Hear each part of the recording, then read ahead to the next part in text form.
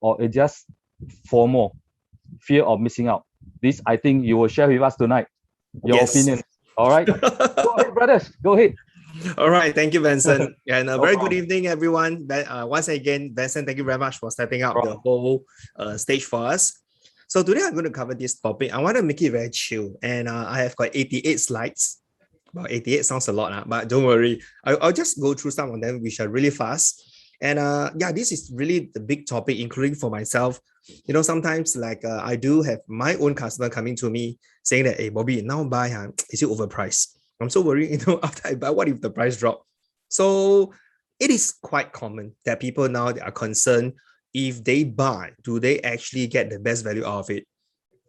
Right. And that is where today I'm going to address this for everyone. Okay. So feel free to ask questions. And my panelists, they are the group of people who are very experienced in the trade. They are mainly from the EC segments. And they will be there to assist you as well for any question being asked. So just in case I overlook the questions, because maybe I get too engrossed. So just allow me to revisit you guys again. All right. So meanwhile, let me try to share my screen. All right. Okay, so maybe with that, can I just start off? Are you guys able to see my screen? Yes, we can. You can? Okay, very good. So the next thing I need on, are you able to see my pen? I'm going to draw with a pen, okay? Yes. Okay, very good. Okay, so so the topic I'm going to cover today is basically buying when the market is up. Is it logical or FOMO? Now, before I start the ball rolling, I will take about 1 hour, 30 minutes, hopefully maybe 1:15. And I hope this can be done interactive because I need a lot of questions for you guys so that I'm able to address. So to start off, can I just know who is now here? Let's say in this group, be it you are a consumer, maybe you are a first-time buyer, or maybe you are a property agent yourself. You are waiting for fire sales. So if you're waiting for fire sales, okay, now COVID period, maybe I'll wait for fire sales. If you are, type in fire sales. Now, let's say if you are not waiting for fire sales, okay, can you just type in, no, I'm not. Okay, I just want to know the so-called the group, you know, how's the group being set up so that I can actually cover things which are more relevant for you guys. So who here is waiting for fire sales? Like, you know, COVID-19, you feel, okay, there's actually fire sales. Or you feel that, nope, there's no fire sales. So you're not waiting for anything. All right, so we got people who are looking for fire. Your camera too high. Okay, my camera is too high. So let me shift a little bit, it's fine. Thank you. Okay, so not waiting for fire sales. Okay, waiting for fire sales. Only for one, huh? All right. Okay, so what's happening in the market when we are actually on the ground itself is like we do hear people coming and say that, no, I think the property is a little bit overheated. And they say that, you know, Bobby, I think I will just wait for the price to come down. So there are actually people of this school of thought. And on the other hand, there are people who say that, you know, I think, yes, we will go ahead, we want to buy, but the problem, they got stuck. They got stuck somewhere. So sometimes they got stuck, maybe they will say things like, because I don't get the right product. Some of them got stuck, okay, it's because of something called the mental block. So which later I'll cover, most of people got stuck of not unable to take action, despite they know certain things, but they just got stuck, which got to do with the money part, which is the financial part. Okay, so these are actually the critical factors that why is it that why today in the market, there are a handful of people who could have made some money, but they did not. Okay, of course, on the other hand, I'm also going to cover one part is property is not only about buying a house, it's about building homes. Now, I know you're like some of you might have been like hearing a different seminar from different companies, or maybe even a third-party organization. You know, they're actually advocating, you know, property is so important. It's about making money. You know, every 3 years you buy, you're going to sell, you're going to make money. It's all about capital appreciation. It's all about rental yield. However, on the other hand, there are people who actually needs to buy on this thing called basic needs. Basic needs. And we do witness people now having problems. If we do have people having problems, even down to the basic needs, the property, what they have in the past, the money, today, they can't even buy something decent. Okay, so I'm going to cover all these things with you guys. Okay, so feel free to ask any questions as I go along my presentation and my case study. Okay. So before that, okay, so these are actually two very latest article.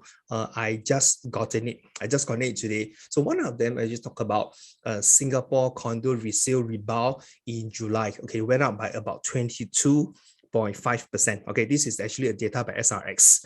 Now, on the other hand, it actually shows Singapore final GDP surpassed advanced estimation upgrade to 6 to 7%. So what he's trying to say is that what has been forecast actually it actually went up higher than that. So in terms of stocks and shares, in terms of property, everything is going upwards. All right. So then you will start to see HDB prices continue to climb in the second quarter of 2021. Okay, so we're going to focus all the way. Okay, so we're going to focus all the way into here. Okay, so maybe here, 20. Okay. Oh, I can use my mouse. I think use my mouse is better. So we're going to focus all the way here. As you can see, that actually went up by 0.3 in the last 2 quarters. So way before 2020 fourth quarter is also 3.1%. But way before we are talking about 1.5, 0.3, 0.4, 0.1. And we do have like in 2021 first quarter even have minus 0.3%. So indeed, because of this, this data shows clearly that property prices have actually went up, the HDB segment. Okay, so we know that Singapore property, 80% actually, they are public housing, 80%. So when this big number actually appreciate, or I say inflate, okay, a lot of things will be affected. A lot of things will be affected. Now, example, if what used to be so common, it's very easy for people to buy, it meant to be like accommodation for most Singaporean, has become an asset that now it actually went up. So there might be some people might find it difficult to buy properties anymore. Example, cash above valuation. So all these things will create a chain effect.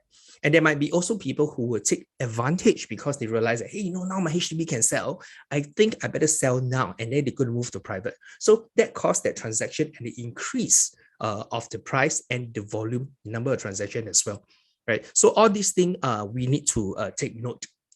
Okay. So from here, some more data we are talking about. Hold on, I just pull out this one.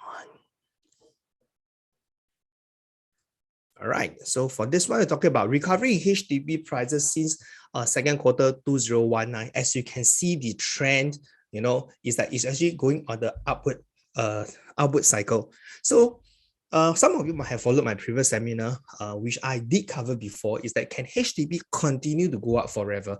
Okay, so this has been a big topic. Can it continue to go up forever? So I remember there was a period of time that people were also saying, hey, HDB, it is a product which I don't think is going to make money in the future. So there were people like selling the HDB and buying private. So there were these transactions. But the question is, why is it that now it's starting to pick up again? So one of the key reasons is because this word called size, S-I-Z-E, size. So I believe that just like myself, maybe applies more to both of you guys, is that size has been a critical element, a critical checklist today in owning a property. Unfortunately, I did not manage to get the articles where we talk about strata landed, okay, has been making a lot of money over the past 1 year. Now, strata landed has always in the past be deemed as a product will be last of the few that you might consider, because people have this mentality: if I'm going to own a strata landed, I might as well own a proper landed property. It's either a triple nine or freehold. But today, strata landed are actually going up to a way, okay, to a point that I do know of my customer who actually hold a strata landed who make $300,000 in just mere 3 years. Now, why is it so? Because it is actually one of the most affordable property that you can own today, but yet you do not need to pay too much. Okay, so please do keep a lookout for all this product. And back to here. Okay, so now you have gone through this a few sentiment with you, like HDB prices went up, crawling up, resale condo also go up, stocks and shares are also strong. So when you see all these things, okay, what comes in you? How do you feel? Okay, how do you feel? Okay, now the reason why I want to ask this question is because how you feel will much determine what you are about to do next. Okay, how you feel when you see all the news it will determine what you're about to do next. Okay, I'm going to address this, okay, to all the buyers. Okay, case study. So one of my friends actually wanted to buy a property, newly got married, say that, Bobby, I feel like I want to buy something. But when I start to look at all the prices going up, crawling this manner, they start to have fear. And he started to tell me things like, Bobby, I'm so worried that it comes to a point, maybe what I am earning right now, I don't think I can afford anymore. So they start to have fear. And then we start to have her wife who started to tell me, I'm getting angry, frustrated. Why? Little argument, and I started to talk about, I told you should buy early. I told you. And then the husband was just holding back, saying things like, no, yeah, I understand. But back then we never expect the market moving along these directions. So from there, I witnessed the whole scene. It's like, okay, one is actually angry, the other one having fear, more like the man worried that maybe they cannot buy property. And then they went into tension and frustrations. So this word came out from their mouth. It's called, anyhow buy. Just buy something. Just stay invested. Okay, so before I carry on, now can I just ask from how many people? Okay, I got 80 participants here. So any of you guys have similar emotions, like you got similar experience when you see the price going up? You got angry, frustrated, fear, FOMO, feel like doing something. You got tense up. Anyone? If anybody have such experience, could you just type in? How do you feel when you realize that the price are going up? If you are the buyer, your answer is important for me. Frustrated, Stefan. Ugh. All right, thank you. How do you guys feel?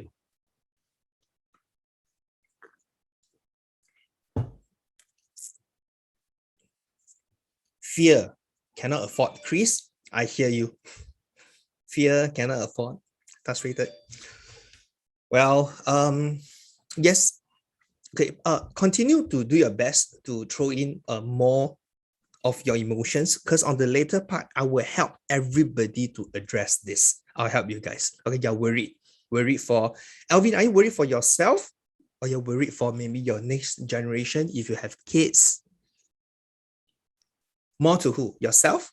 The children. Okay, Alvin, I hear. Thank you very much. Fear like cannot afford, of course. Okay, so if you have the emotions, you continue to type in. I'll revisit you guys again. So I'm going to help you guys. So what do I actually tell my customer this? Okay, so I share with them. I say, you know something? It is actually when prices go up or things get strong, it's something that we cannot avoid. Of course, if everybody have the money, it'll be so easy, just buy. Or you might tell me, Bobby, I hope I could have just bought 10 years ago. These are actually quite standard. I mean, of course, when you got money, how difficult can it be?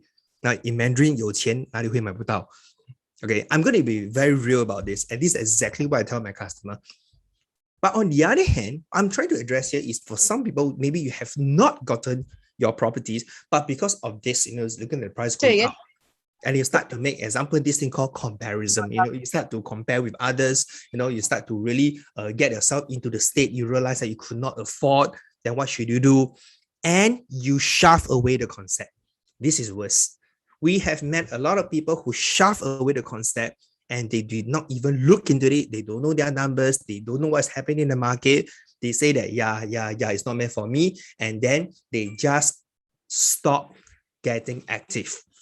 All right. So what must we do? On the right-hand side, the orange segment, okay, these are the suggested thing you should do if you see price increase. And as again, if you have this frustration about worry, cannot buy, cannot afford, angry, then you start to tell yourself this. It will help you a lot. Number one, I need to understand the market.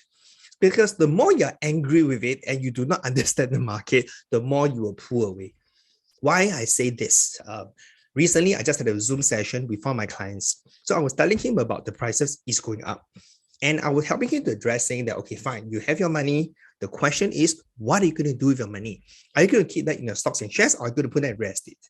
So the minute I talk about stocks and shares and real estate, it kind of like detached his concept of investment. So from there, he said, in that case, I'll just put aside first. He said, I'll just put aside first. Let me not talk about it. But when I pull him back into the topic we had, I said, hey, remember you mentioned you wish to own your first property because maybe you're getting married with your fiance. Remember that? Then he said, yeah, I know, but it seems I cannot afford. So what happened when I saw him? He kind of shut off the idea, every single thing. He stops, continue to educate himself. He don't follow the news anymore. He just listened to me as and when. And from there, he just allowed the time to pass. But when I speak to him, I say, do you know something? It is so easy for us to actually just allow things to pass. But there's one thing you might not realize. You're losing something very important. What is that? I say, yeah, you allow time to pass, but you're losing something so important. It's a very important checklist or element when we talk about buying a property. You're losing it. Anybody knows what's the answer? He just, okay, I'm not going to think about it. I'm going to just put it aside. He just allowed the, we will talk about it again. Keep putting it aside. But he's losing something very important. Opportunity, okay. Time, very close. Time, opportunity, what else? Very good. Gary, you're very close. He's missing something very important. Time. It starts with A. H. Rebecca, thank you. H. The minute you have of the certain age, once you allow the time to go through, the younger you are, the higher leveraging you can get. So I say that, do you know that you are losing in terms of age? All right, he still can't see, but until I start to run some numbers, then he realized, oh, I see. Okay, so on the later part, I'm going to give you some examples. Maybe through the examples, you can have a big understanding why when you buy properties, do not allow your age to flow through. Because being young while you're still working is the best asset to own property. All right, so come back to it. So back to this couple. So he was saying that, okay, my education is important, confidence. They're saying you're losing your confidence. You're not even not excited about buying properties. Every day you're renting, you're like not happy with it. How come? You complain A, complain B. I say, no. You must stay focused. You need to be excited. You need to find opportunity. So that's why I feed him a lot of data and information, and he starts to learn. Okay, so through case study, and this is exactly the message I'm going to share to 95 of you guys. Now, if you find whatever I've shared, it is something new for you, do ask your friends to come aboard, because I don't think there'll be a repeated session. I mean, despite this is recorded, but I don't think we're going to repeat this. Okay, so back to here. So this 4-point education, confidence, information, and learn are the key antidote. Okay, 解药, I like to say, if you have that fear, worry, frustration that you see price increase. Because the more knowledge you have, the more confident you'll become. And trust me, by then, you will see opportunity. All right. So here are some of the news I just want to run through very fast for you guys to know what's happening in the big picture. Okay. So no more case study for now. So these are actually some of the chart from UOB. We can see that S&P 500 value stocks. Okay, he has been going up and down since January to July. But I'd just like you guys to focus more on the ending part. You know, it's like what happened to the chart and trends. So when we talk about people, is that there is a form of recovery. You know, things are getting stronger and stronger and stronger.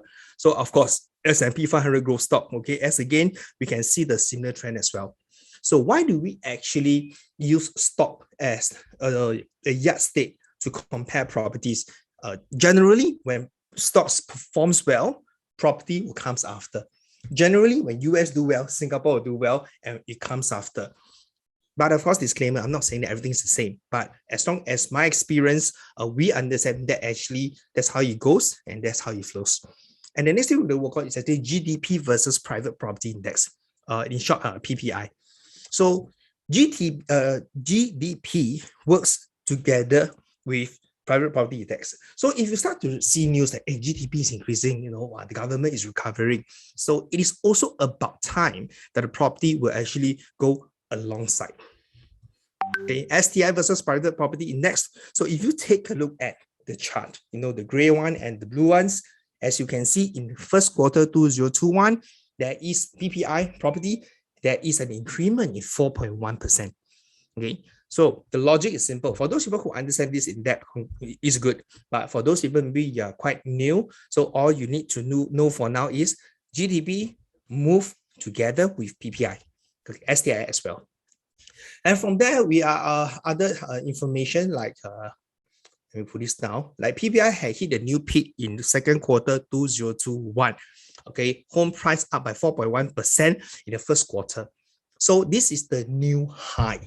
Okay, so when PPI goes on the new high, it means activity, it means transactions, it means things are moving. So when I show this to my friend who says that no, I want to shove everything aside, I say, take a look at here. So these are information changes that you will not even know about it, because to you, it's just about buying a property A and B, that's all.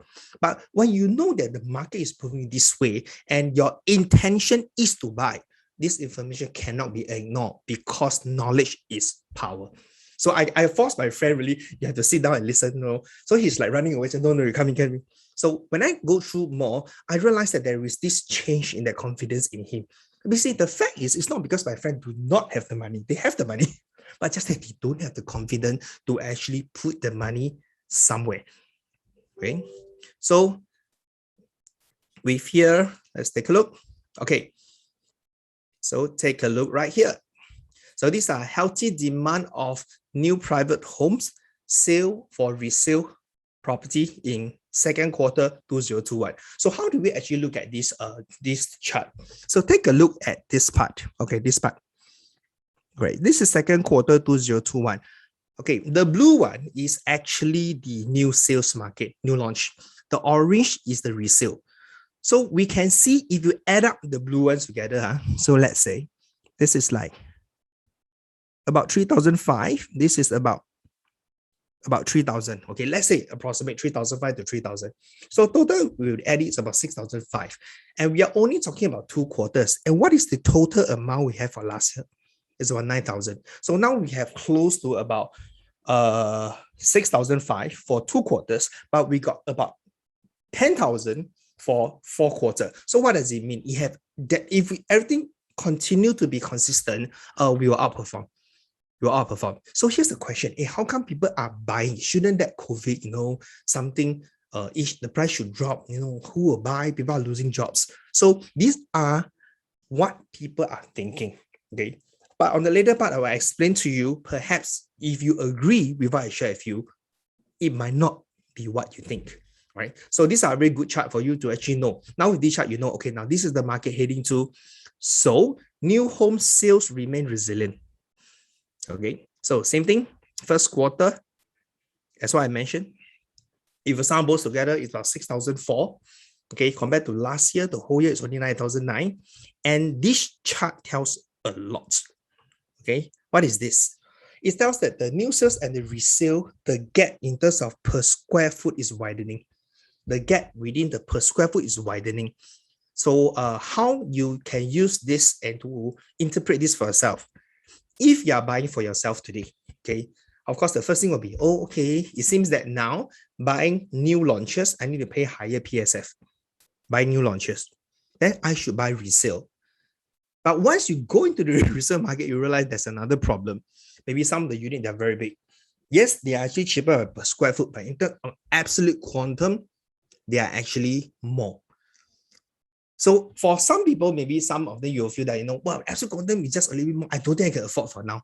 So that is where they got stuck for now. And good point for Gary, who actually also raised up the point. People who I brought them to see resale, they start to focus on things like, a bit old, for 99 years property, time decay.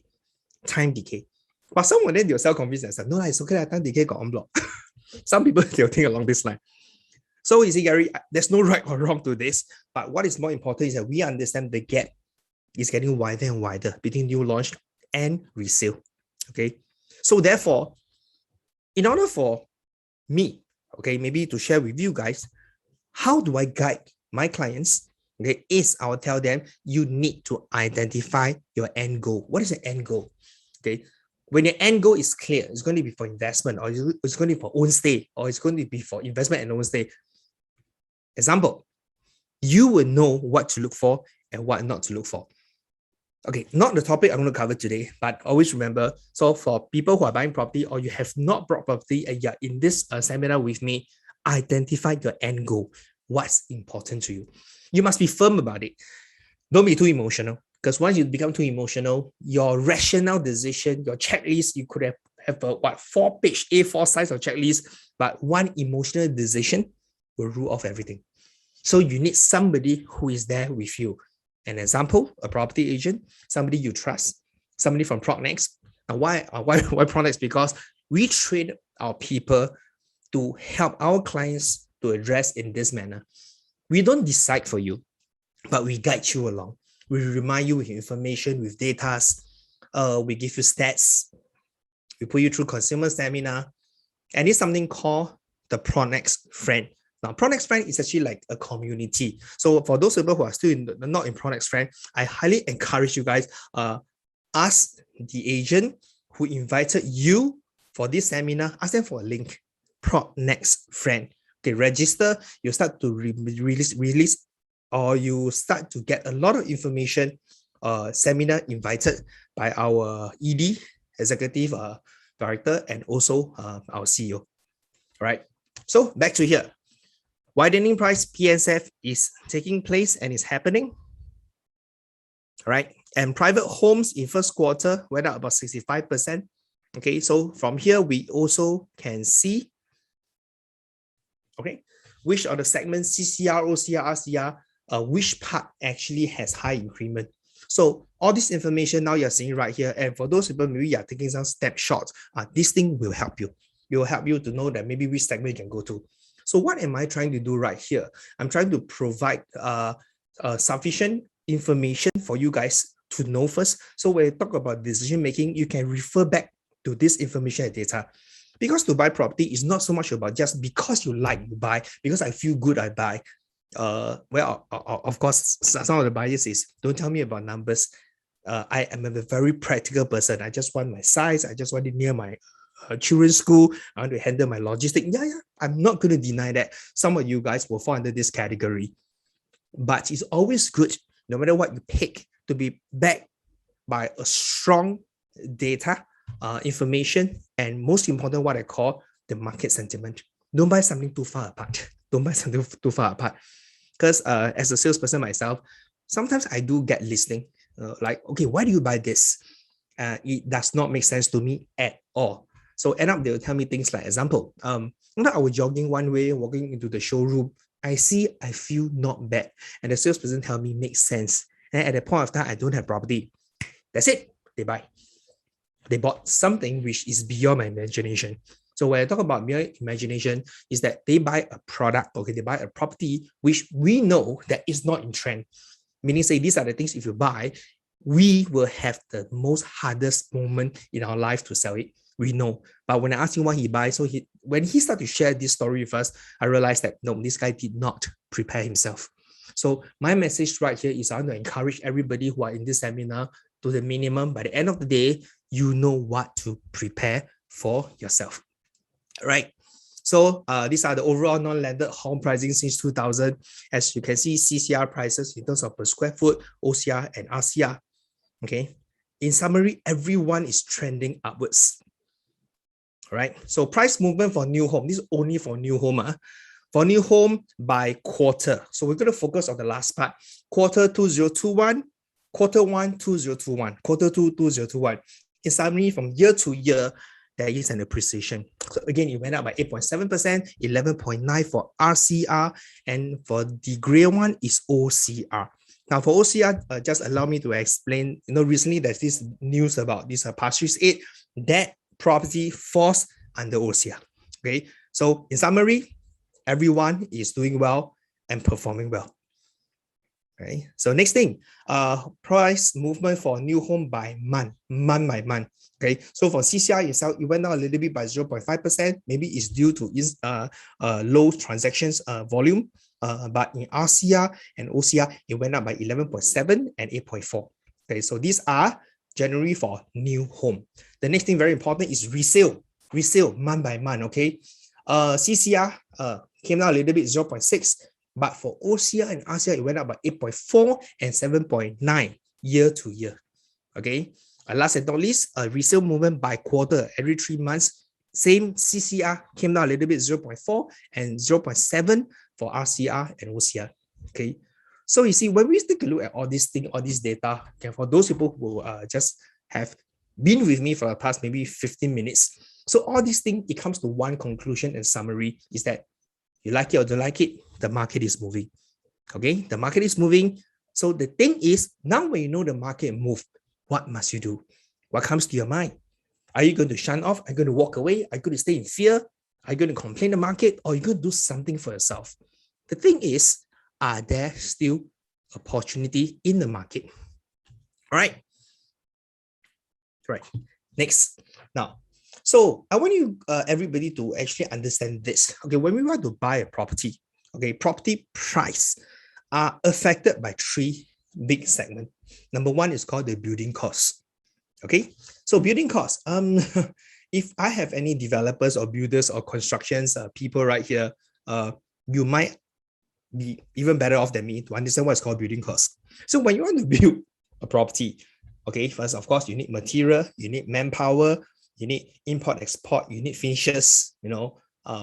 So these are what we call building costs. So building costs we can't see. Taxation. Okay, these are also considered building costs as well. So in summary, what's going to happen? All the building costs generally for property hall has went up, especially labor. To help you understand, one swab test, even the swab test for our so-called construction worker, these are all costs. And we're talking about like maybe every 2 weeks they'll do once. The last one I heard was about 2 weeks. Earlier on was about 4 weeks. So all these things, the cost man goes to somewhere. And now today, labor costs are extremely expensive.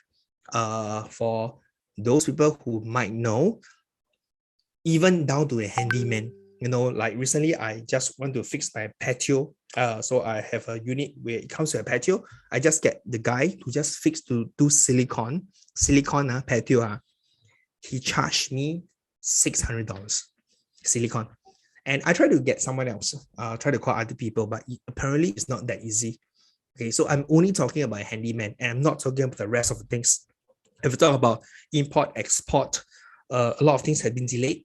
And if you have been active on news, you are reading, like properties has been delayed on a TOP, and the government give a longer timeline for them to complete their properties. So all these things, they are real, and it affects and it actually build up the building cost. Number two, borrowing costs. So generally, borrowing costs are actually done by developers. Okay, so either developers or maybe builders, they want to build, they want to develop the properties, so they borrow money from the bank. So the good thing is now bank in general, the interests are not high now. But will that last forever? We won't know. Okay, but let's assume, okay, based on that, there's still a cost incurred. I've been reading some news from US as well, talking about their sentiment. There are news saying that maybe they might want to do some adjustment on the interest. But if that happened, please stay put. Take a look at Singapore. Now, Singapore nowadays, we're talking about general properties. There is this new rate, SORA, is going to replace SOR and SIBOR. So I think that rate himself now is going at about 1.2, 1.3%. So all these things are called borrowing cost. Okay, the last of the cost that I think you guys really need to work on is actually called the buying cost, meaning say as a consumer yourself. So as a buying cost, you buy, if let's say you're buying your first property, you have to pay your stamp duty. If you're buying your second property, you have to pay your additional buyer stamp duty. So for some of you, maybe you guys might be saying that, okay, fine, I don't need to pay the stamp duty. I want to work on this thing called trust. I want to buy under the trust fund for my kids. So there are additional costs as well. Like example, you have to pay a higher legal fee. Okay, so these are all the costs: building costs, borrowing costs, and buying costs. Okay, most of the buyers out there, they only focus on, okay, my costs. But property prices are determined by all this. If one is affected, all they are affected. All right. Hold on. Okay, so this is an example of Singapore property as you flat raising construction costs as top risk. Okay, how do we know that construction costs today, they are expensive? You don't need to be a developer to know this. All you need to do is go down, get a general quotation from any renovation company, any ID renovation company. You realize that whatever they're going to quote you, they do quote in some assets. They do.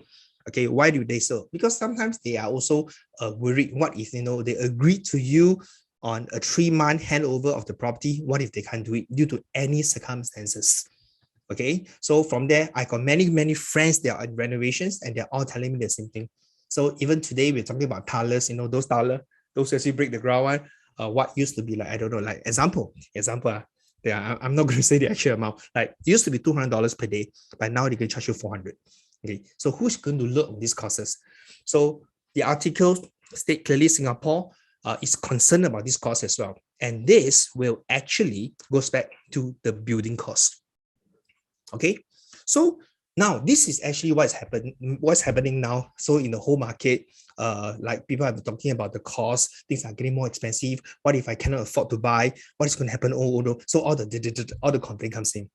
So as per today, some people have got different thoughts. So what will happen tomorrow? So some people will say that, no, I think the market will continue to be this way. Let's buy now. What if I cannot buy anymore? What if my income cannot sustain?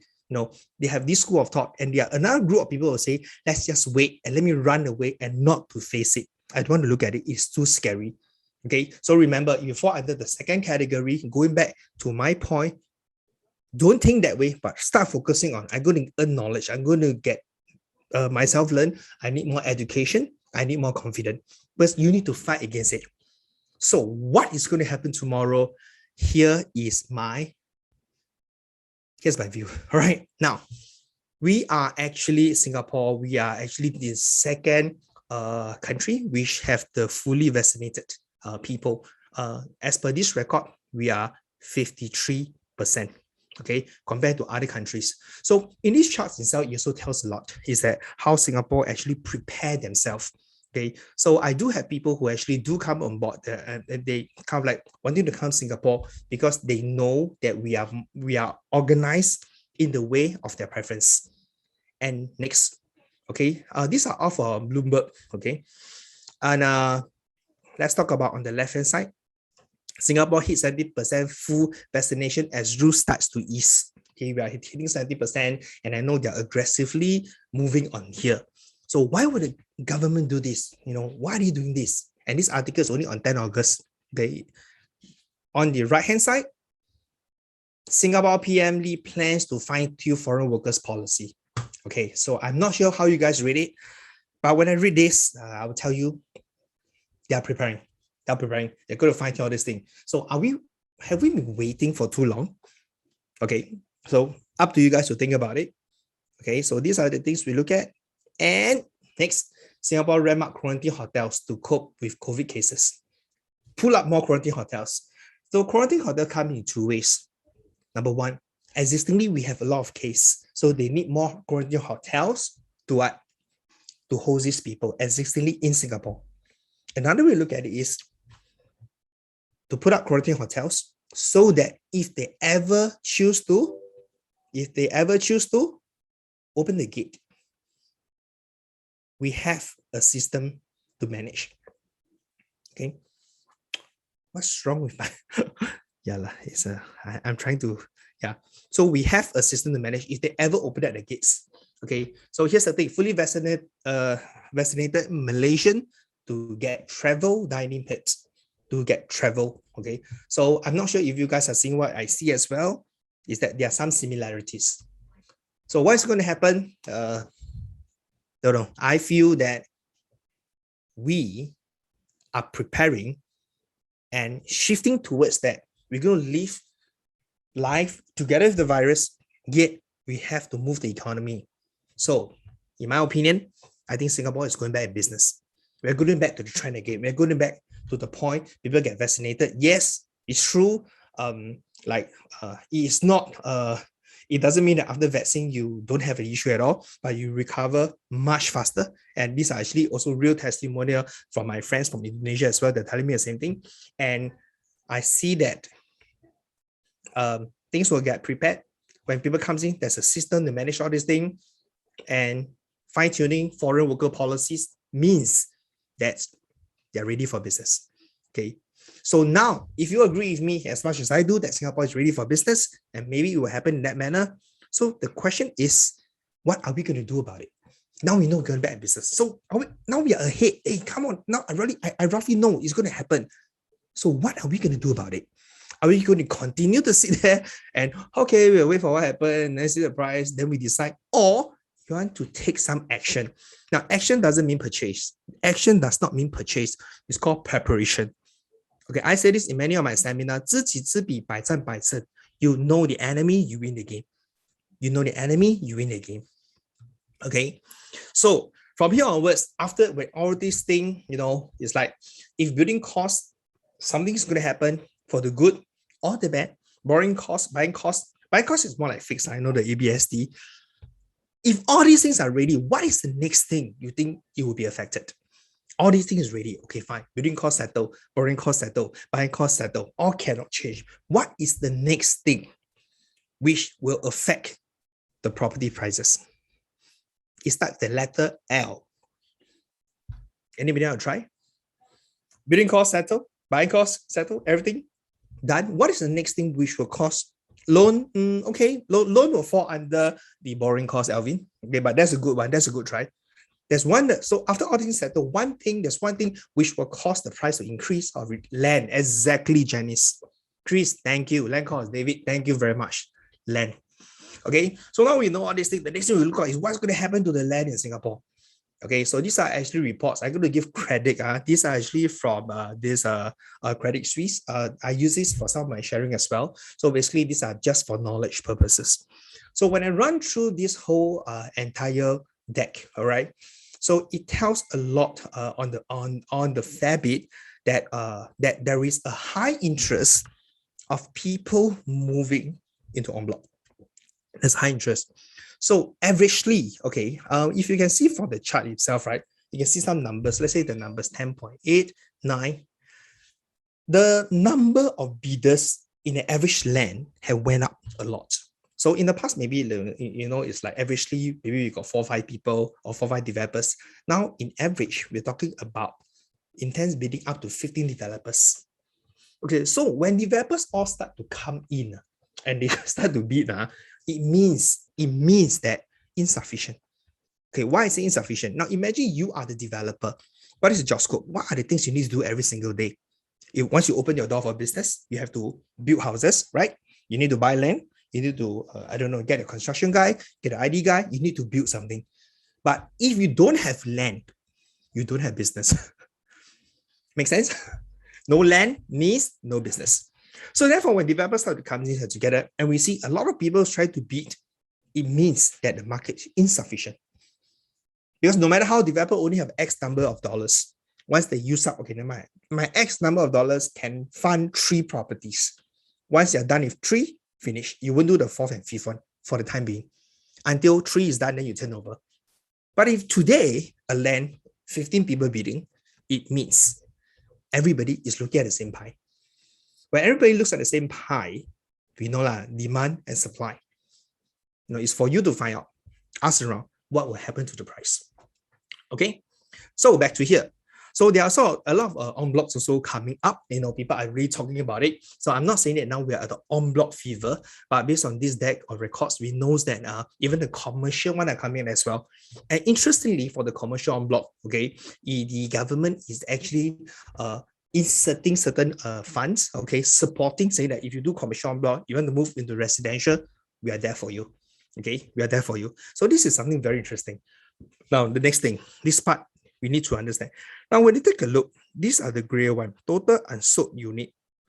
Meaning say, Singapore at any point of time, we have planned land that we're going to use in the future. In the future could be my grandson generation. So there are always land. Okay, so we're going to do this, we're going to do white side, we're going to do residential, we're going to do commercial. They always plan. But it does not mean they released for sale. But take a look, over the years, what they plan for is getting lesser and lesser. No choice, they have to bring up again, and now it's getting lesser and lesser. Okay, so what does it mean? I would say that the consumption rate, the numbers of the people who are buying property, it seems that it's getting a little bit faster compared to what the government had planned for. Okay, and this is actually not the only chart to show this. On the later part, I got other charts which actually tells the same meaning as well. Because for me, I'm getting information from a few areas. I just want to make sure that whatever I say can be supported. So back to here. Remember, I mentioned about the number of people who actually bid for a land. What used to be maybe 11 people, 9 people in average per year. In 2012, average land has been bid. One land has been bid is about 9.3. About 9 developers will bid, but now we're talking about 15 to 13. And would there be more? Maybe. But you will see one more trend. Sometimes, oh, how come this development, there's only like 3 to 4 developers bidding? Because some of them are merging together. They're working together, going for big sites. And now you're seeing more and more developments where 2 developers work hand in hand together. Okay, so when you're buying all these things, please take note of all these things, because all these things means something. It means something. All right. Right. So from here, government land sales to key, but we don't expect. Okay, so again, these are the so-called reserve sites. All the trends are the same. Okay. Oh yeah, actually, I want to bring out this story. Now, you may just want to go and do a research on Highline Residences in 2013. Now, Highline Residences is a classic example where I think developer overbid. Okay, I think back then there was this big story. They say that everybody was rushing on this thing. Okay, so the government was worried about developers overbidding the land. Okay, so therefore certain policies actually took place. But that was a great case study. You know, when I read the case study, I realized that, oh, so actually developers doesn't mean you should make money. Why? Because sometimes you overbid the price, overconfident, and market turns on the other way, you cannot sell, right? Okay, so again, these are actually for high price. Okay, so these are basically just a chart, a bit technical to actually talk about with the number of unit en bloc. Okay, so let's say the number of unit en bloc, roughly how many units will resurface in the market. Okay, smaller part of lands, but activity are still going on. Okay, commercial to industrial value. Okay, so meaning say some commercial places going through the game of, if they get en bloc and moving themselves into residential. So there's this thing called the SDI, Strategic Development Incentive Program, which actually support this concept. And some of the locations, especially the CBD area, there is actually a sign of increasing plot ratio. So why this thing you need to know? It means the government is supporting this. I'm not saying that they support fully or support blindly. No, I'm not saying that. But it's just that it is in their intention to do something. So why is this important? Now, if we know that, hey, the government is on this direction, and now you don't have a property yet. Let's say you have the money, you don't have the property, and the authority is doing something. Does it make sense that you should start to plan for yourself? Think about, okay, so what's the next move? I'm not asking you to chart or to spot the market. I'm just asking you to know the market first. Okay, fine. So at least I know, here's my position. So ask around, ask your agent, attend our consumer seminar. So we will give you ideas, we will give you concepts on what are the possibilities, what are the things you can do. Because in reality, the true fact is it's not easy to buy properties. It's not easy. Okay, one of my friends asked me, Bobby, why is it now recently property prices move up? So I asked him, what do you think so? So he was sharing with me, he said things like, no, I think it went up because I feel that COVID, people scared FOMO. So I gave him one answer. I said that actually what you say is correct, but there's one more reason, in my opinion, when I talk to people, I think that's the reason. So he asked me, what is the reason? So I told him, people now have more time to study this segment. So why do I say so? People now have more time to study properties. During the circuit breaker, during the circuit breaker period, no, I also call my customer. So that was the time. It's so easy for me to talk to them about, let's talk about properties. Let's talk about your plan. Let's talk about, you mentioned you're an upgrade. Let's talk about this and that. Well, they will tell me this, Bobby, I don't even know if I can secure my job. I don't think I want to make a move. Some will tell me this, but there were a big handful will tell me, okay, now I got time, let's talk. And these are the people in the time they have the money, they all the while they have the money. Some of them even got the on block 6 million in their bank. They could have diversified the money somewhere else. I'm not sure. But when I say, can I talk to you, Mr. Sito? No problem. Whoa. It's like, whoa. So imagine one person can talk to my customer where over the years, it hasn't been easy to talk to him about property. And now today, just because of circuit breaker, they have the time to listen. Meaning say more people will approach my customer as well. So what does it mean? The financial knowledge, the concept about buying property of people is getting stronger and stronger and stronger and stronger. So when people get more familiar with this, okay, now I have a good concept of how property functions. I know that's how it works. What's the next thing they do? They buy. It's that easy. Okay, if that still doesn't relate, I'm not sure, and I'm not sure whether is this a good example, but I think I'll just try to do this. There were moments that crypto has in the market for the longest time. Back then when they first started, no one touched crypto. Overseas, yes, maybe overseas people, but in local we don't touch.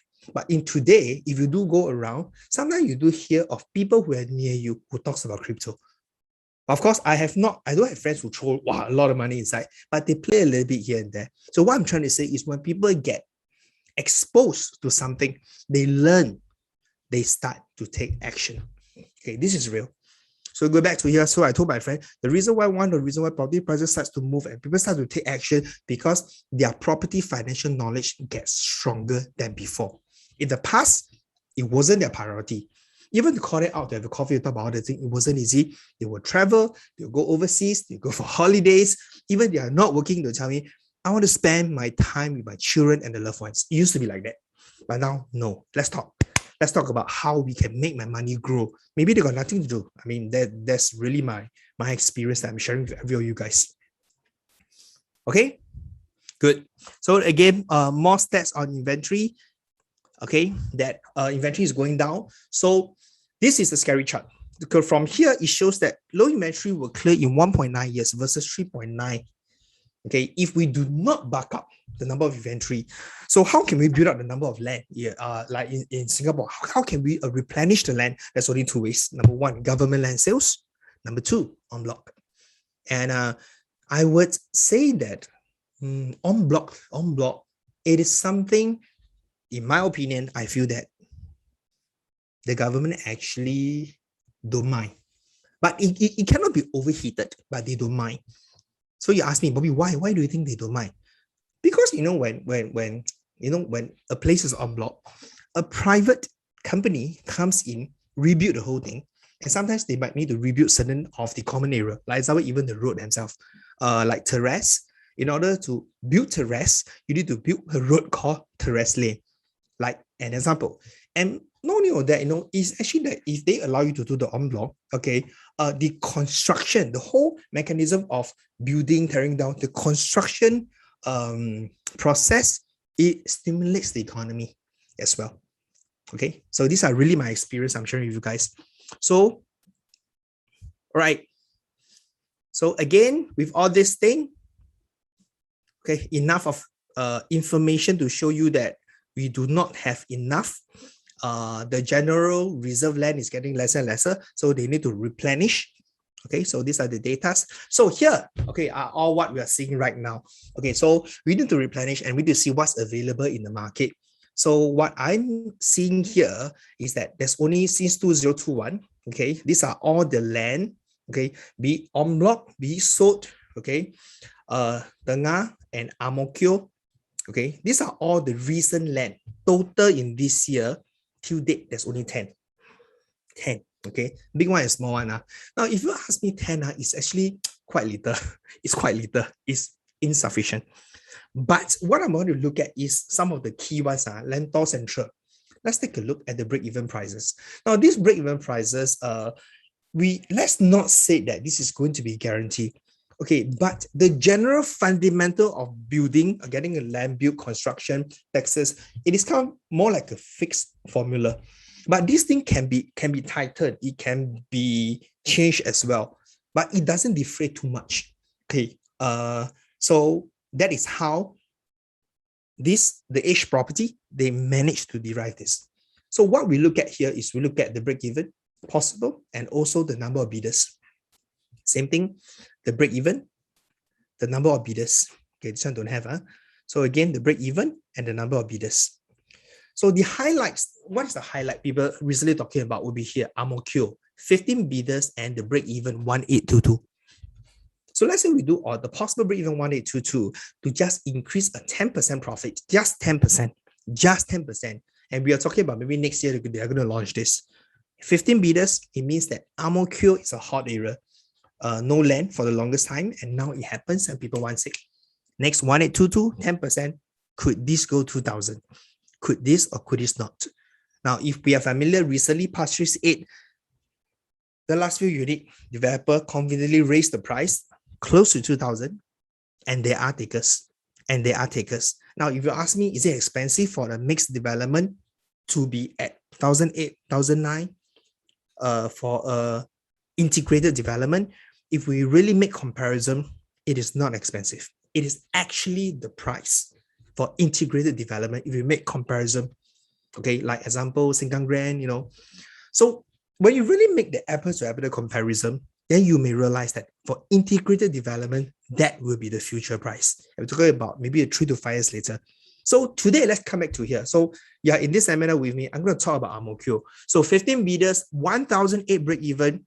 Could 2000 be the future selling price? So that's the part you have to start to ask yourself. If that my Amokyo become 2000, what happened to the rest? So these are important information you need to know. So until July 22nd, the next guy came in, Lentor Central. Lentor came in, same thing, 9 bidders, break even possible, 1009. Okay, so could this be the future price?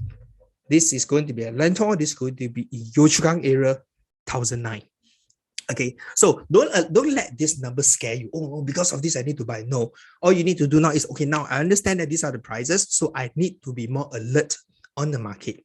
Okay, that is what you need to do now. All right, so again, we talk about the prices now, we know all the land. Then we start to take a look at newspaper articles. We start to see developments, the older ones are coming up again, and they try their en bloc again. They're trying again. Even today, one of my friends called me. He said that I have this place, wish to come in for en bloc and ask me, am I interested? I say, no, that's not my area of focus. But I say, it's interesting, but you can just keep me posted lah. All your meetings, it'll be fun to know, that's all. But I am seeing all these things, and together with the market, if you start reading, you are seeing all these things as well. All right. And last part, BTO to be launched in 2022, almost 50% more BTO launched in mature estate. So BTO pushing supply, land pushing supply. Okay, en bloc coming, testing the market. Isn't that obvious? We are back in business. Okay, again, I'm going to leave it for you guys to think about it. But looking at all how things goes, it seems that we are back in business. So if you want to buy something for yourself, it is now the time you need to be prepared. It's now the time.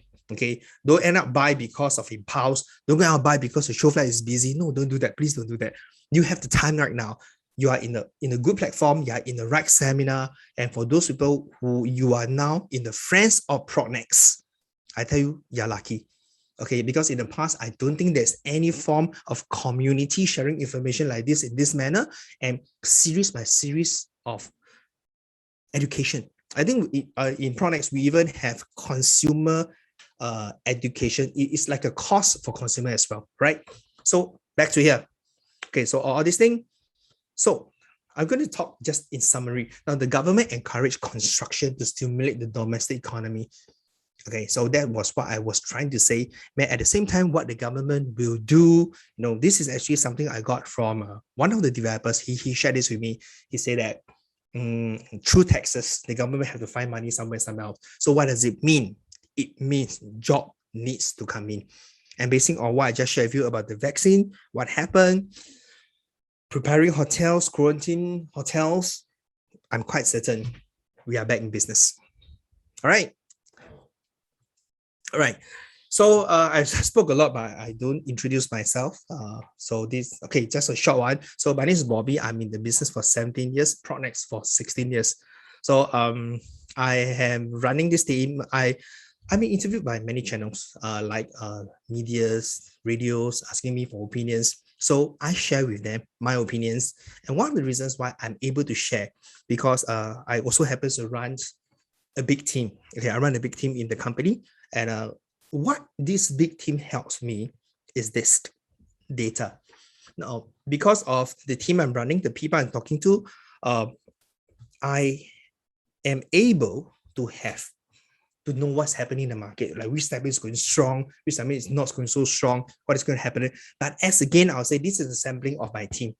But my team definitely have that size. I have the sample size to know where the market is trending. But at the same time, I'm also the chief IC for all this development. Ola, Provence, Hike, Sloan, Pullman, 21 AP was fully sold, Kismis, One Duchess, and Holland Enclave. So what is the role of a chief IC? Basically, we talk to developers. We talk to developers, we deal with developers, we strategize with developers. So because of that, I think the sentiment, it is the sentiment that I know that perhaps could be helpful for you guys, right? So that's so much about me. So if you want to have the same sentiment as well, but of course not, I mean, I can't be always doing my consumer seminar. No, I can't be always sharing my blogs. No, I don't have that time also. But please join us at the Pronex Friends, because in the Pronex Friends platform, we actually do the same thing as well. Okay, we invite you, go back to the agent who invites you for this seminar. Make sure you register now. From there, the company level in the community will send you information. Now, not only our information, there are other things as well. I think there's something called the bulk purchase. Like everybody comes together. If you're going to buy some like mooncake, Chinese New Year, Mandarin oranges, it have discount as well. But it's not all these are just a fun part. But most important, my message for everyone, and I urge you guys to do it, is because be in the community. That's very important. All right. Okay, so let me see. Thank you. You guys still with me at 104. Thank you. Okay, can I just ask, how's the sharing so far? Is it am I too fast? Is it dry? Should I slow down my speed? Could you guys give me some feedback before I start the second part? Second part is going to be more fun.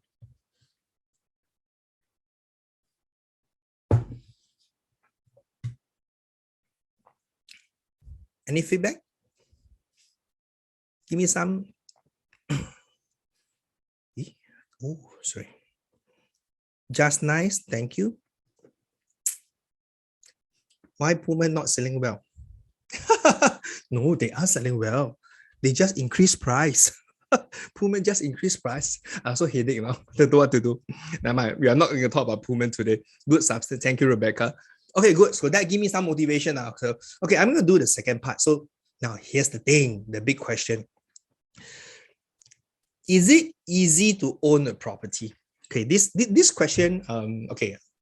Is it easy to own a property? Now, here's my opinion. Yes, it's easy to own property when you have the money and the money is in control. What does it mean? It means that, okay, example, you just inherited a property and got en bloc. You got $6 million hard cash, $6 million in your bank. Okay, $6 million hard cash in a bank, all the money is in your control. Is it true you can just go and buy property? I like this one, pay full cash. You don't even gonna think about it. Okay, if you guys understand where I'm coming from. So people with cash, they know their money, they're in control, they got no problem buying property. It's not a problem to own property at all for those people who actually have cash and in control. Number two, if you don't have money, also, it's easy to buy property because the answer is you cannot buy. No money means you cannot buy at all. Okay, no money means you cannot buy at all. But the thing is, it does not mean you should stop educating. You need to know what's happening. I quote the best classic case study that I did before. One buyer came in 10 years ago, maybe, saw a unit at Amor Park. I think he offered 7.9 million in one, they didn't even view 7.9 million. Then after we look at her, why she buy like that? Are that finished completed the transaction. I say, ma'am, why would you buy a property without viewing? And she says that because I've been looking at it for the longest time. I know the threshold price. It has been like hovering at 8 plus.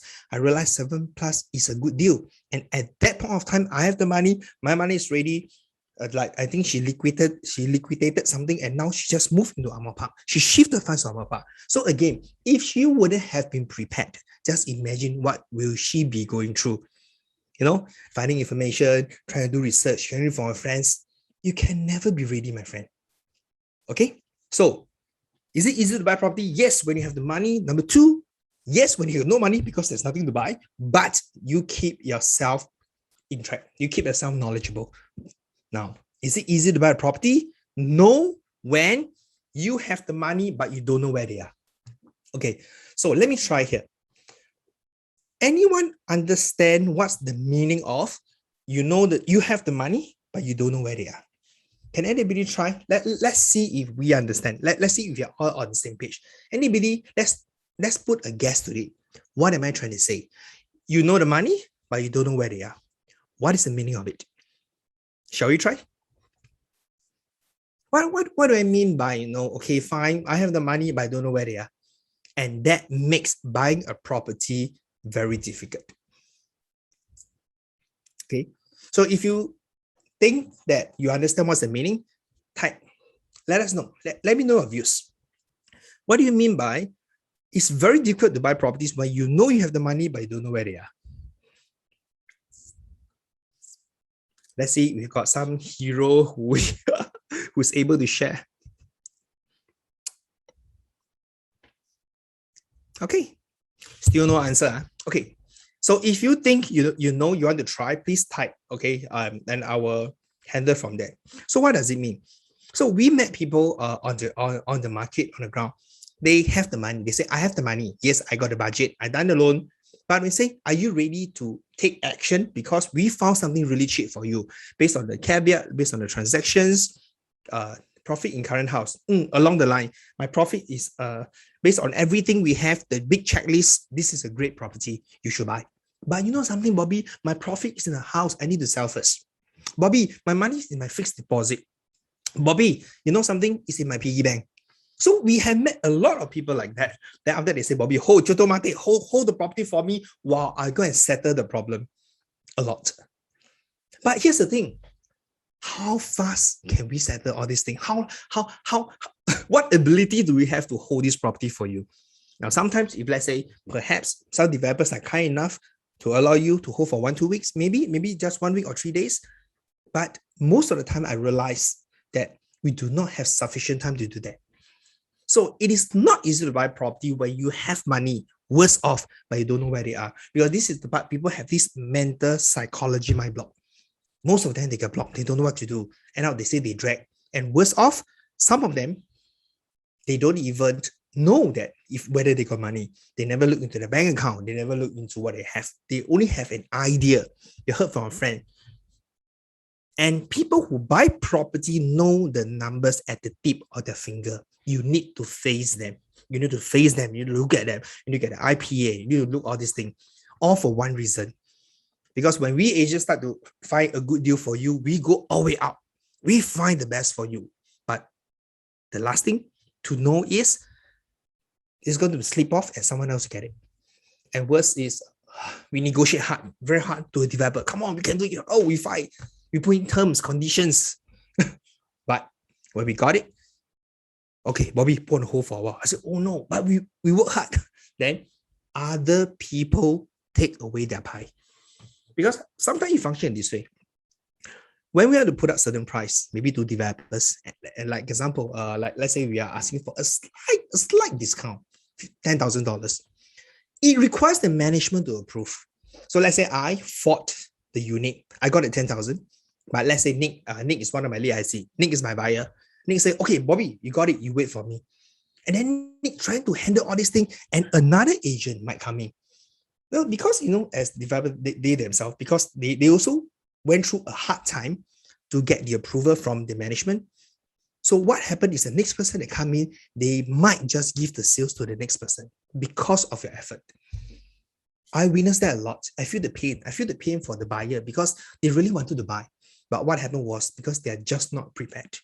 Okay. So preparation doesn't mean pressure selling, or it doesn't mean pressure buying. Because when you know your position, when something is good, you will know.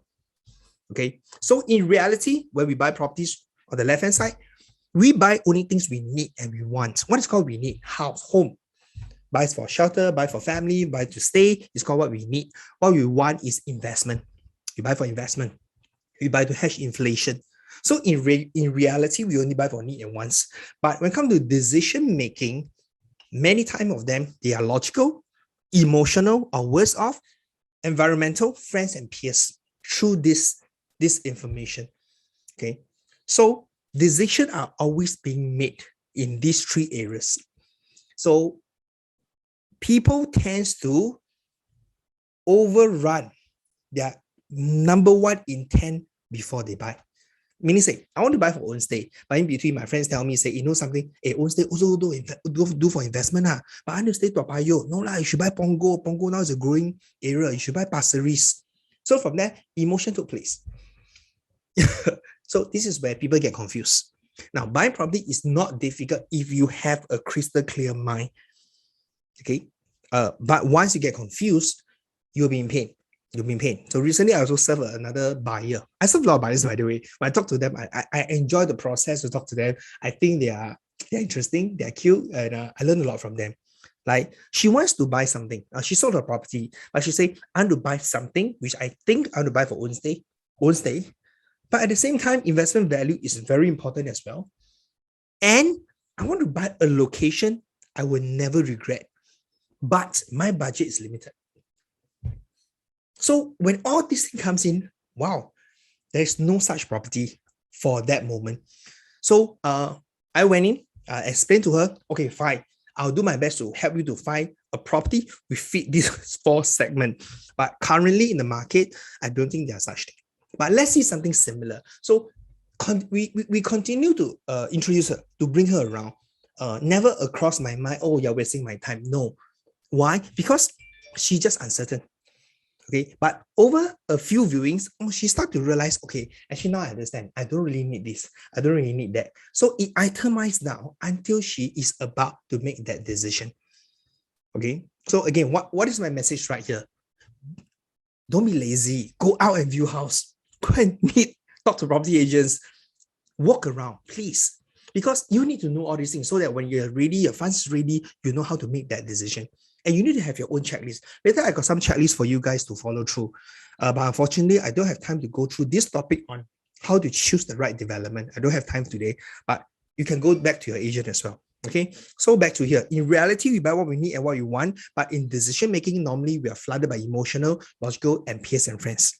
All right, and this part is important. Okay, this is a chart of, it's not difficult to actually make money, but it's difficult for you to grow your money. Okay, it's not difficult to make money, but it's difficult for you to grow your money. Okay, come, let me try. Just okay. So what happened? You see, most of us, we actually work. We work. We earn salary, or we are in business. We earn. We make money. So after we have the money, the next thing we do, basically, we spend. We spend on what we need. Example, I make money, I spend on my food, I spend on my house, home, I spend on my children, is what we need. The balance, you save. After you save, what you have should go into how you grow the wealth. In other words, it's called investment. So after you invest, if that's the right investment, it gives you more money, and that is the money you can spend on something else, which is not what you need. Example, if your investment amount allows you to buy a good watch, it is other people's money, just go and do it. All right. So this chart is very important. Most people got stuck here. They know how to make the money. They know how to work. They know how to do business. But when it comes to these two parts, they got stuck. Okay. They spend what they need. They spend too much for what they need, and they don't save. And they don't invest their money.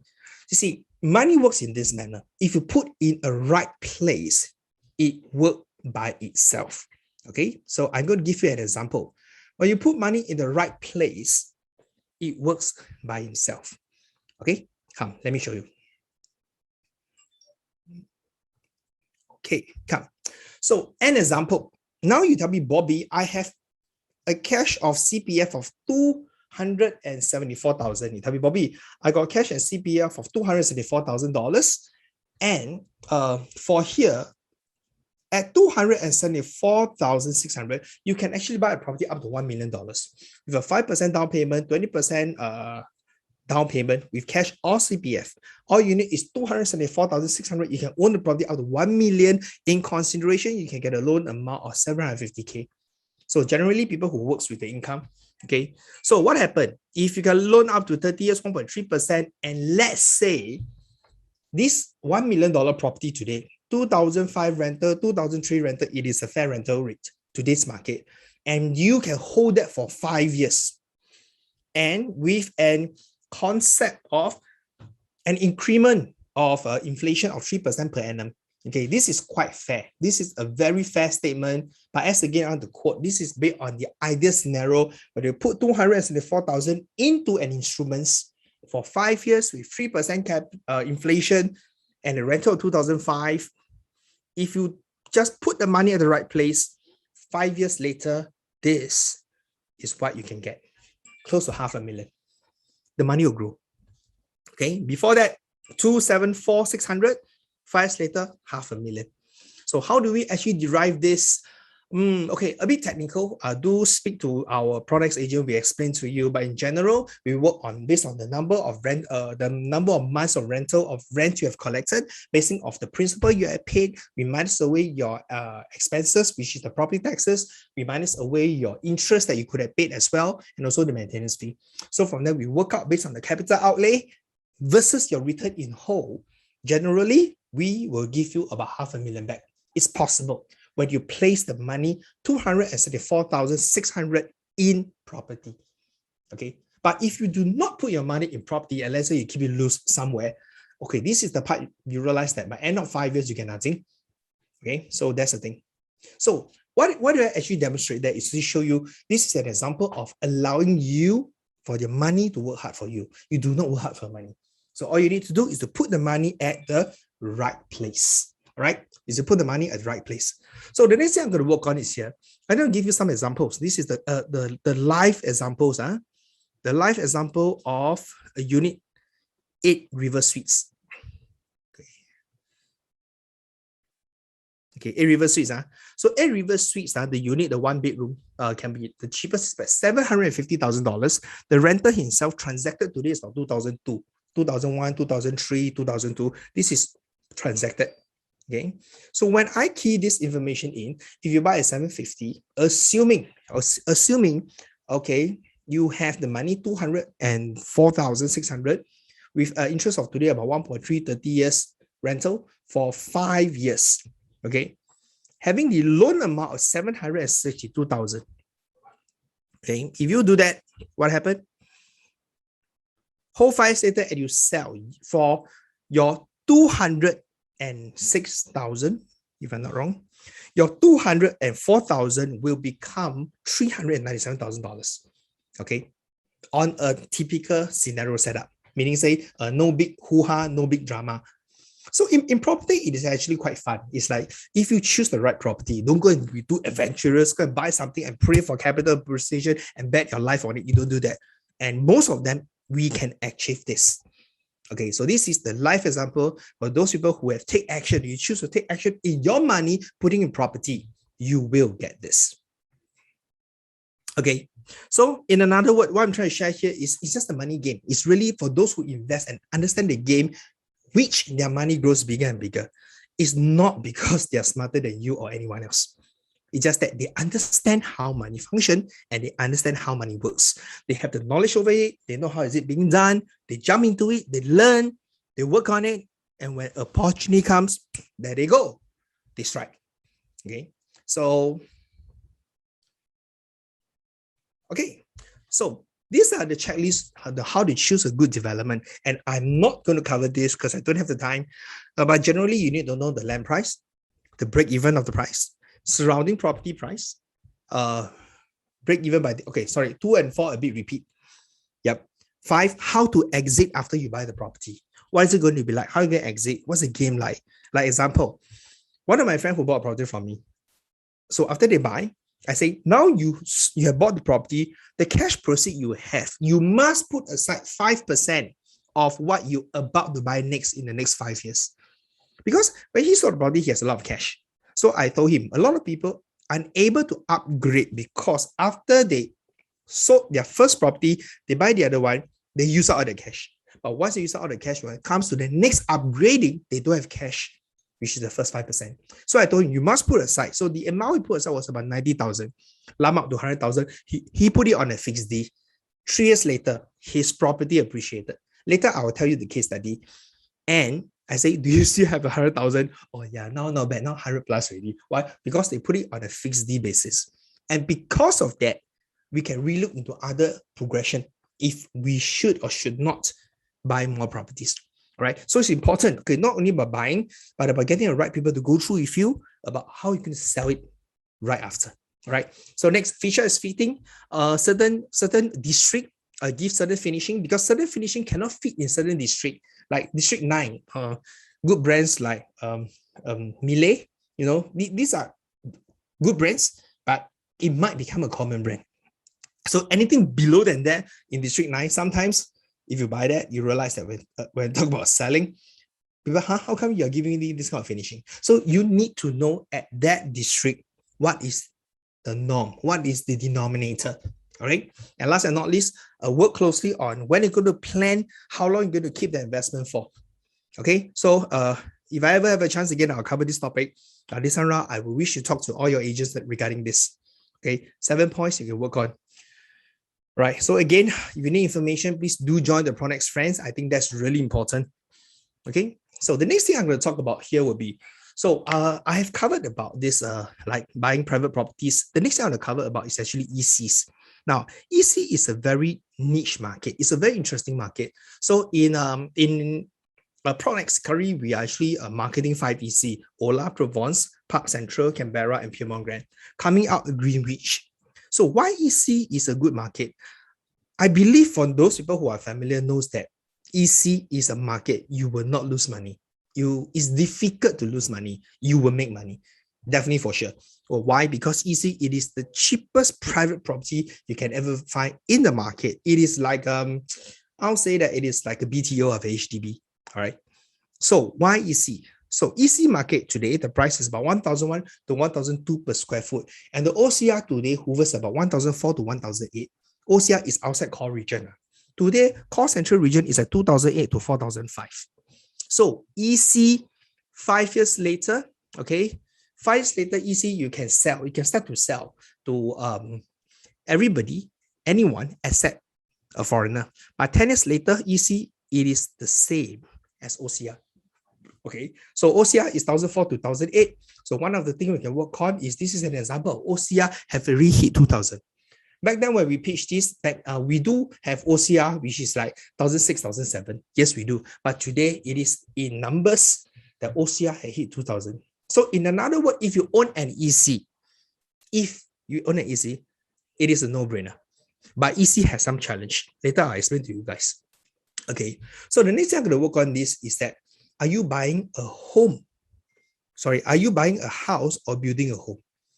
Okay, now, when we talk about buying ECs, there are many other more considerations. The consideration is not so much about just buy, like example, I want to buy something for investment. I buy every 3 years, then I will make money every 3 years. But when we talk about building a home, it's different. It's very different, because we're talking about, there'll be a father, there'll be a mother, there'll be children, there'll be in-laws, there'll be school, there'll be logistic. So therefore, not everybody buy property, buy a house, but there are many people who actually build their home. Their first property becomes so important to them. Okay, so why I want to address this, because I think there are some stereotypes in the market, like saying that, we always ask people to buy property so that they can make money. Actually, it's not only about making money. It's about security. It's about being safe, to own something that you know that your family can be contained. Right? So you might need to ask yourself, are you somebody who buy a house, or you're somebody who prefer to build a home? And on later part, I give you 4 strategies how, even if you build a home, it does not mean you cannot enjoy the capital appreciation. It doesn't mean you cannot enjoy property growth. It doesn't mean so. No, it doesn't mean that way. On the other hand, I'm not trying to say that you need to really be so heartless. It's all about buying property. It's all about dollar and cents. No, it's not. Because investment property, the consideration is very different for own stay. And most people who actually buy easy, they are building a home. Okay. But as again, since I'm here on the topic on buying a house, I'm going to share the strategies of buying a house. So the gamies start as young as 23 years old. So how does it work? So when you start at 23 years old, in every 3 years you can exit, because now currently the government policy, SSD, seller stamp duty, if you're going to sell a property 3 years after you exercise, there's no additional tax. So at 23 to 26, buy one, sell one. 26 to 29, buy one, sell one. 29, 32, all the way up to 35. The minute you hit 35, the magic number comes in. It's called 65 minus 35, because the bank will always calculate your loan tenure, okay, from your age. 65 minus the age. And the maximum they allow you is 30 years. So people who actually started young, they could actually enjoy or benefited 4 cycle. Now, let me explain. Let me try. Do you remember this story? Remember this case study, $750,000? Okay. So if you happen to be in this category and you put in 204,000 and you cash out 397,000 in 5 years. This is in 5 years. But what if you do it in 3 years? If you see profit, you can exit 1 cycle. Come out, go in again. Second one, third. And no matter how you do, how much you do, as long as you're working, because you have this beautiful thing called the age and a reasonable income. Once you break through your first cycle, the second, third, fourth is very easy. And this is how the rich get richer. And they start really young and really early. Now, I know some of you might tell me this, Bobby, I'm at 23. How do I get an income? No, I'm not saying that I have the solution for the money. But what I'm saying here is you need to know the concept. For some reason, my experience, when you know the concept, for some reason, they will find the money for some reason. But I'm going to put a disclaimer. If you want to do this, right? Disclaimer, especially people who just started work, you will burn your opportunity to buy a BTO. You will burn your opportunity to buy a BTO. Okay, HDB BTO. Because once you actually buy a private property, if you want to go back to a BTO, you need to wait for 30 months later. 30 months later, then you can buy a BTO again. So when you want to do this, remember, you really have to plan, because who knows, your partner might not agree with your doing. But if you do this well for maybe by the 3rd cycle, you might realize that by the 3rd cycle, you could be sitting, I don't know, 800,000 cash, could be more than $1 million, because of the way that how this instrument is being structured. I'll show you an example later. So this is the strategy. It's called a 3-year strategy. And I want to say this, it doesn't apply to everybody. And this is only for people who might want to buy a house, okay, not building homes. If building homes, you try to shift the family every 3 years, I tell you, you are inviting trouble yourself. Okay, so I give an example. Okay, then I give an example. So this is like an example of a couple. Okay, let's say couple, husband makes 7,000, wife makes 7,000, and let's say both of them, they are 40 years old. Okay, both of them are 40 years old. Okay, 40 years old. So let's say they are 40 years old. This is what happened. If they buy an EC, they can do borrowing only up to $838,000. If they buy private, I mean not EC, they can actually borrow up to 1.677 million. Okay, so when you can choose to buy 5 years later. So what happened is, what I'm trying to say right here is, as the older you buy, the lesser borrowing you get. Okay, so this is at 40 years old. So people who might want to choose to buy at 35 years old, take a look, borrowing is longer and their borrowing leverage 935,000 and 1.8 million. Same income, everything the same. One more time, 40 years old, let's go private, 1.6, 1.8, 1.6, 1.8. All right, EC, 838, 935, 100,000 different. So meaning say, the earlier you borrow, the lesser the installment. So the earlier you borrow, the lesser the installment. So when we actually work upon, like example, okay, come. So here's the thing. Now remember, just now I talked about this strategy about every 3 years you change house. And we'll talk about that. So let's talk about something else. The other part. What if you choose to say, Bobby, now I want to buy a property? Okay, this is a real unit, a real unit. 1,389 square feet, 1.422 million. This is a 4-bedroom. Okay, regardless, don't worry whether is it EC or private first. 1,389 square feet, 4-bedroom, 1.422 million. Can you help me type in cheap or not cheap? Cheap or not cheap? Okay, help me type in so I can drink some water. Gary, thank you. All right. Stephen, cheap. Who you? Nowadays, 4-bedroom, 2 million, easily 2 million. Cheap. Thank you very much. Emilia, thank you very much. You guys are still with me. I talk a lot, but you guys are still with me, and I thank you guys for that. All right. All right. So very cheap. So let us carry on. So let's say this is a private, okay, private or EC. We don't care first. We continue to do the numbers. We will jump next. Okay, now here you go. Okay.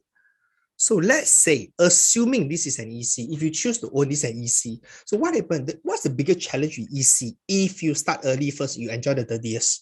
Okay, I'm going to go very slow for you guys. EC loan is about 935,935. Right? So based on 1.422, the loan amount, can you see the loan amount here is 924. This is very close to 935. Okay, so I design in a way that we can see is an apple to apple comparison. But of course, you buy private easier because your loan size is 1.8 million. Later, I'll show you the difference.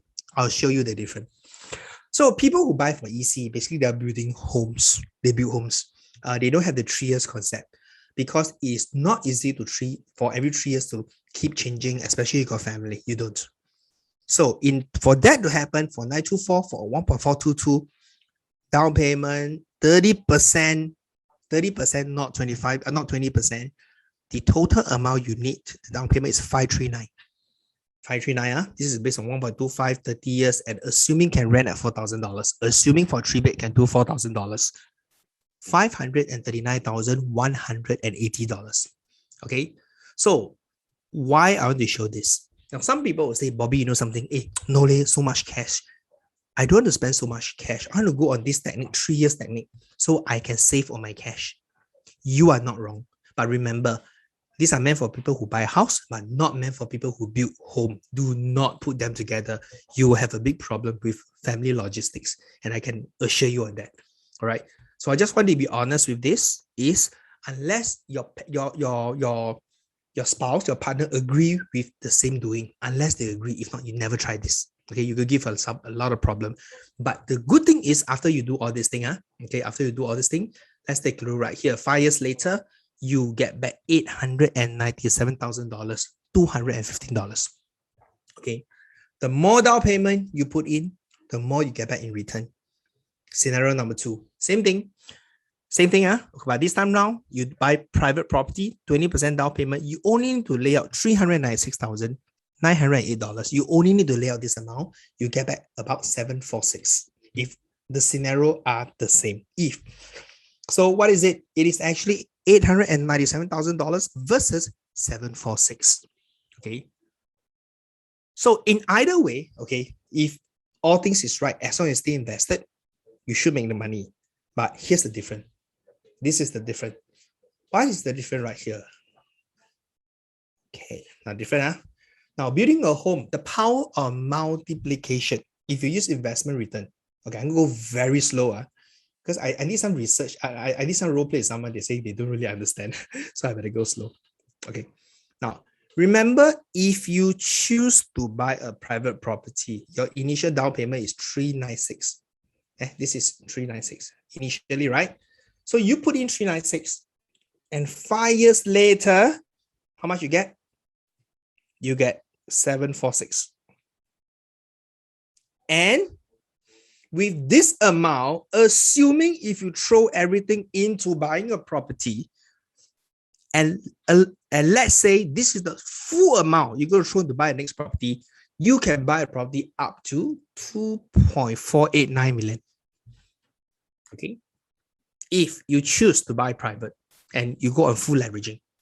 However, if you do an EC, I'm an EC, hold on, I want to read cash on cash return. Yep, you can say that as well. So if you choose to do an EC, yes, initially you do more, you pay more. But remember, none of what you paid will be lost. You don't lose none of what you paid. From there, you get back 893,000. Okay, 539 and 897. From there, you get back. By then, if you sell, you can buy property up to close to 3 million. Now, in today's market, if today at this amount, 2.4, hardly you can buy a landed property. But at 2.9, congratulations, you can. You can. All right. So why I share this case study with you guys is because the power of multiplication and putting more down payment for the EC allows you to have more options. Okay. So when you buy EC today, remember you keep for MOP, there are 4 ways you can exit. Number 1, by then you can decouple. One husband own the EC, the wife can buy another one. This is one way. Number 2, you can mainly keep it for rental income because EC entry price are not expensive, but it gives you the same rental. Number 3, you sell one and you buy one. You do not need to own multiple properties because multiple properties are not meant for everyone, which I'll cover later. Last and not least, you sell and you downgrade, retirement. You sell the big one, you buy the small one, you get the cash, you retire. And there's one more thing is, what if today you put more down payment on the EC and let's say you need cash? You can perform something called the equity term loan, which allows you to extract money out from the property without selling it. Okay, so there are actually many ways that you can actually deal with it. All right, so case study. Now, I do have a friend who wanted to do asset progression. So to make it simple, they bought the property at 1.18 million. On the day I revisit them, the value is worth 1.41 million in just 3 years. The husband has ability to sell the property to the wife, and the wife has the ability to take over the loan, and the wife can own one, the husband can own another property at the value of 850,000 and below. So asset progression can be done for this couple. But I told them, don't do it. Okay, why? Now it's because currently both of them have the OA of 90,000 and 80,000. When the OA sticks inside the CPF, it generates interest as well. The interest himself is good enough to pay off their monthly installment, okay, just by the generated interest together with their monthly OA contribution. Meaning say every month they don't need to pay cash. Don't need to.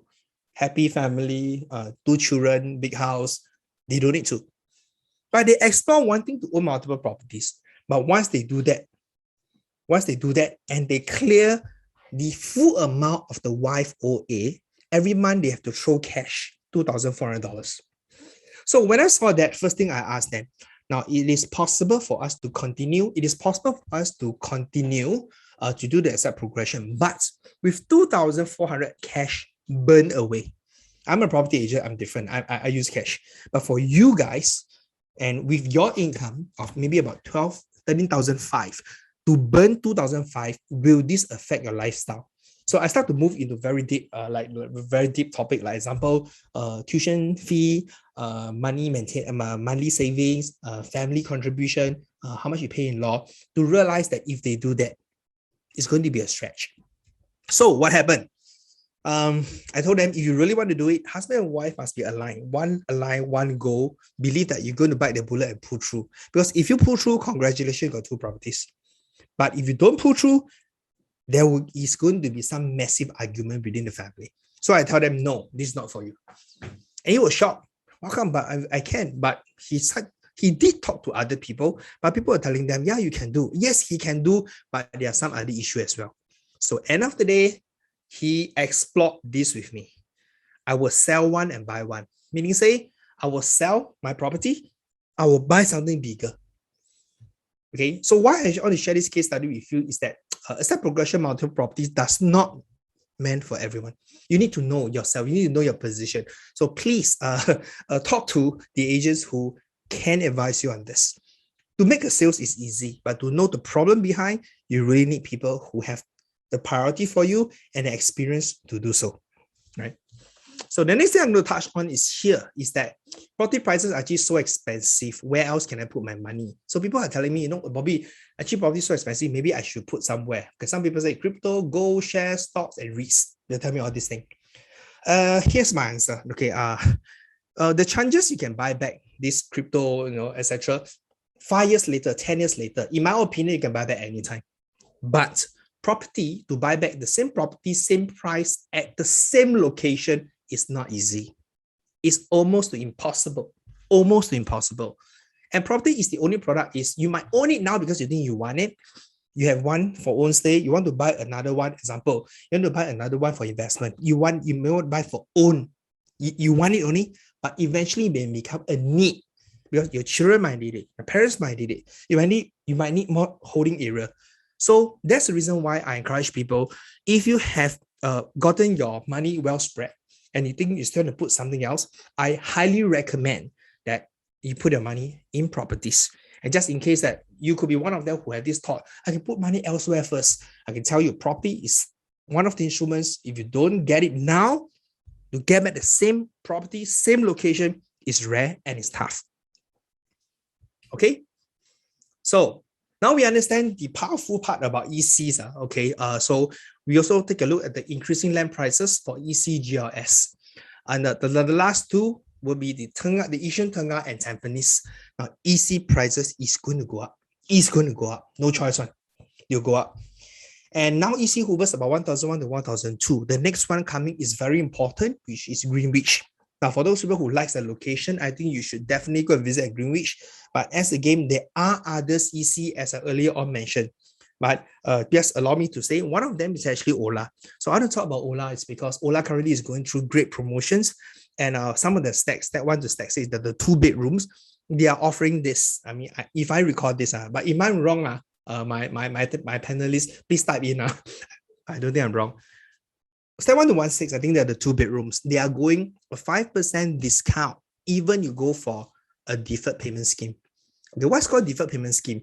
Now, EC is the only product. It allows you to actually put the 20% down payment first, and then you don't do anything until closer collecting to the keys. Deferred payment. And normally they will charge you an additional 3% from here. Developer charge you an additional 3% from here. But now Ola is going through a promotion, which they will still charge you a 3%, but they give you a 5% discount. Meaning, say, I think they're going to remove the 3%, but at the same time, they give you another 2% discount. And this is really a great deal. Okay. If I had time, I'll run through some numbers with you. But what my emphasis for this one will be the last few land, Yishun, Tengah, and Tampines. Oh, but it's going to be expensive. All right. So Ola discount. So we can actually see from Provence, Central, Ola. These are all the ECs that Pronex is marketing. So their price comparing to the general OCR, there is a difference of 20, close to 30% discount. So meaning, say, any property or EC you buy, 5 years, 10 years later, it become privatized. And this is where the price is on par with the OCR. And that is where you actually get the money. And this is where you make the profit, right? So again, I just quote some of the examples of this Seoul Acres versus Kingsford Hill, Hillland Residence, okay, where what used to be only $730, $787 per square foot versus 1,003 to 1,004. Okay, so how much is that? It is actually cheaper by 42%. So in general, there will always be a price difference between EC versus private. Okay, so Piermont Grand versus Sengkang Grand Residence, difference is about 37% and 34%. So Ola versus Sengkang Grand, because they are all in the same cluster, okay, Sengkang, Punggol. So the prices is at least 30% different. So please do take a look out, understand ECs, because if you can own EC, the game is going to be a game changer for you. Okay, if you follow the strategies I just introduced earlier on. So Park Central is about 1,172, then followed by Tampines Treasure today is about 1,415, about 20% cheaper. All right. So PSF get between ECs and non-landed So this is actually the average for the past across 10 years is about 800 per square foot versus 1,196. There is a difference of 32.6%. You see, all these data that we've gotten, these are open information. And it is so real that actually if you own an EC, the chances for you to actually lose money is quite, it is quite unlikely to happen. But on top of that, there are a lot of benefits as well, because for ECs, because of the low PSA, you can buy bigger size. Okay, so when you buy bigger size, the thing is when you talk about selling, you actually make more profit. But of course, I'm referring to people who take consideration. I'm going to buy for own stay and investment. The bigger you buy, the more you make. Okay, so again, these are actually the gap between EC and OCR. As you can see, it hovers along this line. Okay, record land price bid again. Tampines Yishun is going higher and higher and higher and higher. Okay, so with that, I will just come to this two of the ECs. This one I think is North Wave. Yeah, North Wave, yeah. So take a look. People who bought at the size, what's the size here? Square feet 1098. Okay, they are making a profit of 358,000. Now I choose this because these are the ones closer to the recent date one. You know, people who sold recently, okay, year 2000. Okay, because I don't use those which is way earlier on. I don't think that's fair. But what's important right here, you see, none of them have this thing called they lose money. Okay, so the other one we have right here, same thing, $286,000 in profit. They just sold recently, or $200 over $1,000. But look at the size they're buying. The bigger they buy, the more they make. So you just want to take note of this. And for here, I saw two so-called unprofitable unit. One is 0, one is 2,000. So I believe it could be just some restructuring they're going through. Because in general, EC, we do not see them lose money. All right. So I really come and covered quite a fair bit today. So thank you. You guys are still with me. I really appreciate that. So the last thing I'm going to say is, so do you think that people are really buying because of FOMO, the fear of losing out, or just being logical? Okay, so I want to end this with my so-called answers. This is my answer. I don't think people are buying because of FOMO. Okay, and I don't think also just because they're logical. But what I think is more and more people are actually in this game right now. More and more people are more educated. They are more familiar with property investments, etc.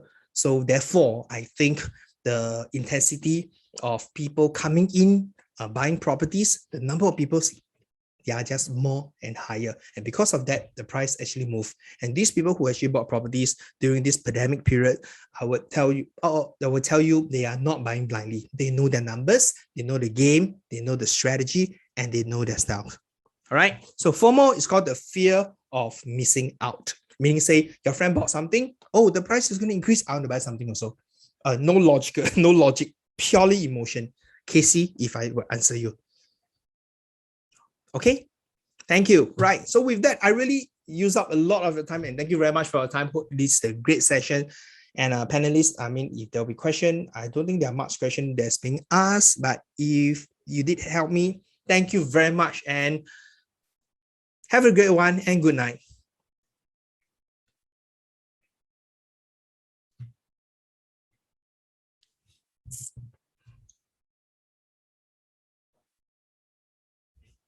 Benson, thank you very much as well. Thank you, Bobby. Thank you very much. That was very insightful, informative, and full of substances. You are totally awesome with this webinar sharing, brother. All right.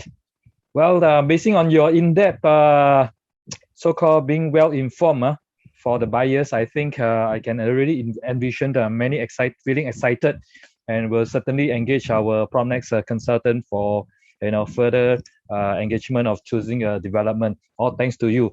Very, very informative. All right. Thank you. All right. So yeah, for the rest, good night and stay safe. We'll see you soon again. All right. Thanks again, all the panelists and